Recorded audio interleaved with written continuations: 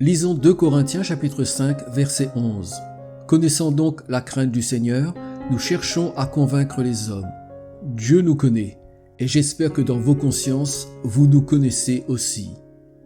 Dans les milieux évangéliques, on insiste beaucoup sur la place centrale de la connaissance de Dieu dans le salut, et le verset de référence sur le sujet, c'est évidemment Jean chapitre 17 verset 3, où Jésus en personne affirme « Or la vie éternelle, c'est qu'ils te connaissent, toi le seul vrai Dieu, et celui que tu as envoyé, Jésus-Christ. » Il est indéniable qu'un salut authentique repose sur la connaissance personnelle du Seigneur Jésus.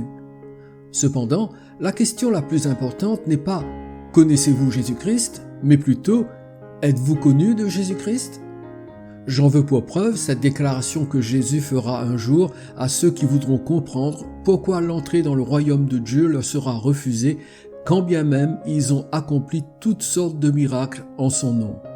Alors je leur dirai ouvertement, « Je ne vous ai jamais connu, retirez-vous de moi, vous qui commettez l'iniquité. » Matthieu chapitre 7, verset 23.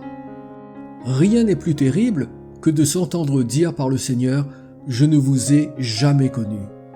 Cela devrait nous rappeler cette déclaration de Paul dans 2 Timothée chapitre 2 verset 19. Néanmoins, le solide fondement de Dieu reste debout avec ces paroles qui lui servent de sceau. Le Seigneur connaît ceux qui lui appartiennent. Vous comprendrez alors pourquoi je vous pose la question suivante.